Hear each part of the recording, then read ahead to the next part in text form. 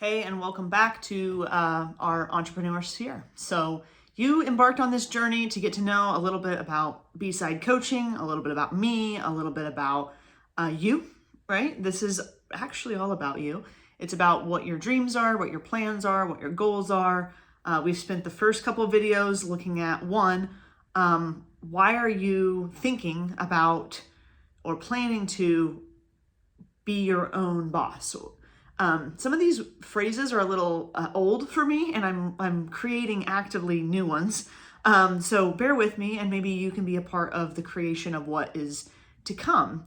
But not just to be your own boss, to be the decider, the chooser of your own business, your own value, your own compensation, income, what you choose to deliver to the world, right? As an entrepreneur, I mean, it doesn't have to be a financial investment that you make into your business. It may be a energy investment. In fact, it's always an energy investment that you're making into your business. This is a energetic world that we live in, and money happens to be one of those elements of energy that we give and that we receive. And so part of what we're doing at B-Side is also making sure that you understand, where does your internal world play? Like, what part does your internal world play in the reality that you're achieving and seeing happen outside of you? In video 2, I encourage you with some Stephen Pressfield that there's a choice that has to be made. It's the choice to be a professional, not an amateur. So whatever it is you're doing, whether it's your work in a certain industry, whether it's an artistic endeavor, a creative endeavor, choosing to be a professional, you don't wait, you start creating right now, right here. You show up to your work every day. Today, video 3.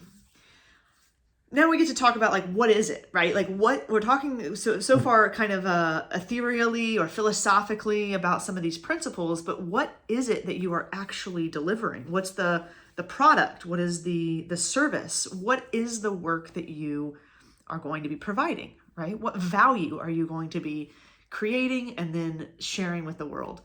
It's important to define that work, right? And sometimes it takes a while to define it. If you're anything like me, there's this element of kind of taking away that helps me then see what a more clear definition is of the work that I'm doing. As far as I'm concerned, the work that we do is a reflection of who we are. And so it's important to define what kind of work you want to provide. It's important to make sure that you are clear on your vision of the work that you want to share with others. So step 1 is to define it. So step 2, after you define what kind of work that you are offering, is to be it, is to embody it, to breathe it, to live it, to feel it in your bones, to feel it in your cells, to feel it in your heart. You've heard me say before that we have a mindset, and a lot of people talk about mindset, right? I like to introduce the concept of having a heart set and a feet set, and that mindset, heart set, feet set is what allows us to stay aligned with who we are and with what we want and what we choose to provide and offer value to the world inside of. So define it. Number 1, what is your work? 2, be it, embody it, breathe it. And then 3, begin to deliver it, begin to share it. As a business major, I find it important to, when we begin to deliver it, also have a certain element of being able to track that, right? And of course, that's not a fun part of being a business owner. If you're a creative, if you're someone who, has natural talent and are not naturally led to wanting to track things, then maybe that's not something that you naturally will want to do or that you want to do. But I'm going to encourage you that it's important. It's important to track it. If you're going to deliver it, you then want to start tracking what it is that you're actually delivering. Something that has allowed me to do over the years, tracking, is to be proud, right? We forget what we did yesterday. We forget what contributions we made last week. We forget how much of an impact we made and how much of an impact our work made on other people, on our clients, on our colleagues, on the public. If we don't track it, then oftentimes we will begin to convince ourselves that we are either less or more, okay, delivering less or more than what we actually are. And so tracking it allows you to be proud of it. It allows you to see reality. It allows you to accept reality, be with reality, and then make changes from there. So what do you offer? What do you offer? Whoever you are watching this video, what do you offer? Are you offering art, right? Is it inspiration through music, right? Painting, writing? Is it some type of creative art endeavor, right? I'm not an arts major, but I have a lot of respect for the arts. In a lot of ways, the business world wouldn't even be a thing if it weren't for the art world, because people enjoy the arts. They enjoy fine arts, and they just enjoy the arts in general. They enjoy watching films. We enjoy listening to music. We enjoy looking at beautiful things, right? And then business over here, if you have like business on one side and art on the other, then business over here is this thing that like funds the arts potentially, right? There's a lot of socioeconomic conversation we could have there. We're not going to, at least in this series. But it's important to recognize that whatever you offer is what you offer. And I want you to think about it. Is it art that you're offering? Is it inspiration that you're offering?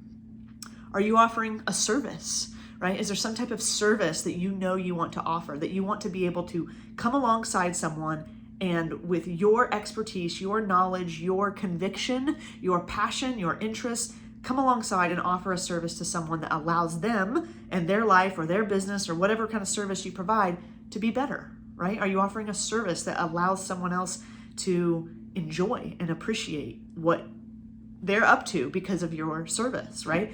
There's all kinds of services, right? There's cleaning services. There's, security services. There are services like being able to, meet up with someone once a week to train them, right, in the gym. I could go on and on and on, right? There's CPA services. There's accounting service. That's CPA and accounting, same thing. There's financial services. There are real estate services. What kind of service do you offer, if it is a service, right? Or is it a product that you're offering? Because many of you are out there creating, inventing products. Maybe you're using some of your art to put together a product that you then sell. So what is it that you offer? Get clear on what your offer is. That will allow you to define it and then step into embodying that and being it, beginning to offer it, and then being able to deliver it. So that's question number one. What do you offer? Question number two is, why do you offer it? Why is that particular offering that you have so important to you? What does it mean that you're able to offer that to others? What does it do for you that you're able to offer that to others? How does it make you feel? Why is it so important to you? Why are you going to the links that you're going and using and implementing and investing the energy that you're investing to make that happen, to be able to share that work with others? What does it mean for you to share your art, your services, your products, your knowledge in exchange for financial gain, right? Like, why do you offer it? Well, many of you are going to say, well, I would like to make some money, right? I have this gift, I have this talent, I have this work that I'm clear on, I'm defining it, I'm being it, I'm embodying it, I'm offering it, I'm delivering it, right? Then you believe and know that there's an opportunity for you to receive financial gain from that. And that's perfect, right? There's absolutely nothing wrong with that. In fact, there's all the things that are right about that, to be able to offer a service or a product or your art and be able to receive financial gain because other people are enjoying it and appreciating it and using it to make themselves better, to make their life and their business better. But what does it mean to you, right? That's question number two, is why do you offer it? Well, if you're offering it for financial gain, what does it mean to you that you're able to offer it for financial gain? What is so important to you about that cycle, that loop of giving and then receiving and giving and receiving and giving and receiving?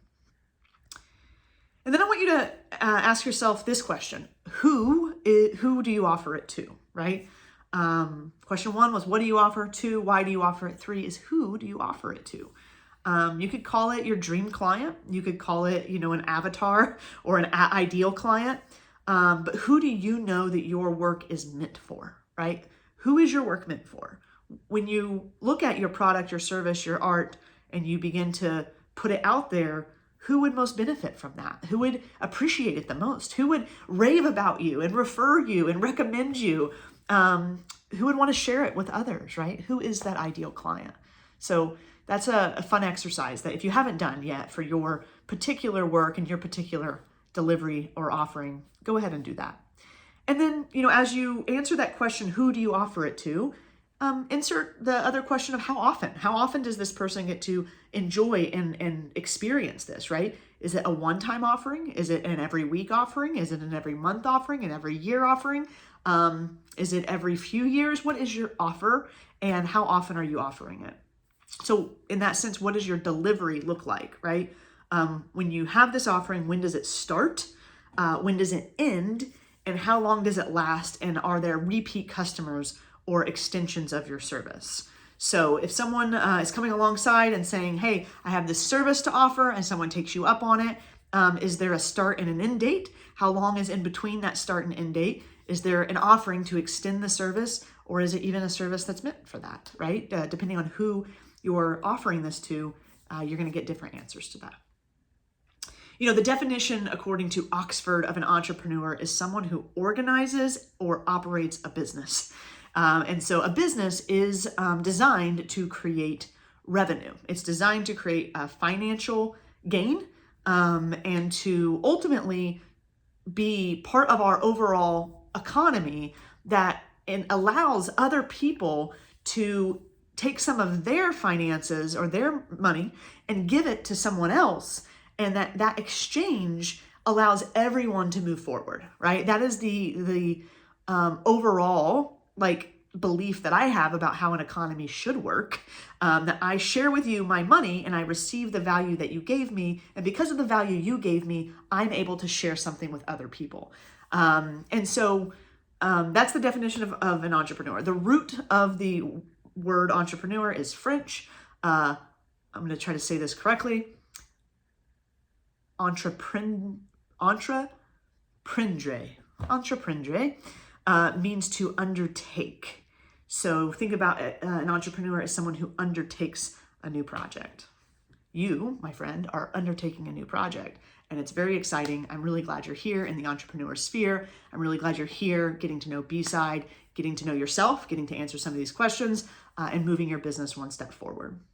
Your entrepreneur endeavor, your project one step forward. So you're undertaking, you're committing to take on or begin either a new approach to your business. Some of you are here just going to refine your current business offerings, right? Some of you are taking on something entirely new. But either way, it's new. It's either a new approach or it's a new project.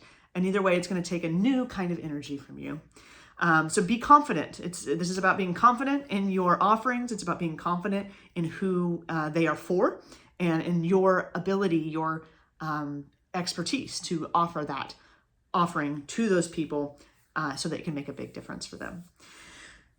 Ultimately, once you're confident, once you know what kind of offering you're making, why you're offering it, what the economics of that looks like, who you're offering it to, and how often, and you take on that mentality of being someone who's undertaking a new project, answering these questions, it's going to build confidence. It's going to build something that you're proud of. And that's ultimately what is the most important, right? It's important. We have one life. It's a very short life. Every day counts. Every minute counts. And it is my prayer, it's my hope, it's my desire that you are someone who chooses to look inside, answer these questions, and move forward externally out here in the physical world to make a difference for people. I would love the opportunity to continue on with you through this journey. A lot of the coaching that we do here at B-Side is short stints, right? We're looking at 3-month stints at a time, just so that we have a start and an end date, a focused time period where we're all in, and then we look at what options are after that and what options are available after that, if that's something that would benefit you. Maybe it will, maybe it won't. Either way, if you're interested in a consultation with me to discuss B-Side coaching, the 3-month program, and really leaning into not just these questions, but even the next level questions, please reach out, let me know. We'll get some time on the calendar, and I'd love to visit with you. All right, let's go be awesome, awesome, awesome undertakers today. Let's go start our new projects, start our new approaches, and stay committed day in and day out as a professional, someone who believes in ourselves and believes in what we have to offer the world. I believe in you. I hope you do too, and I'll talk to you soon.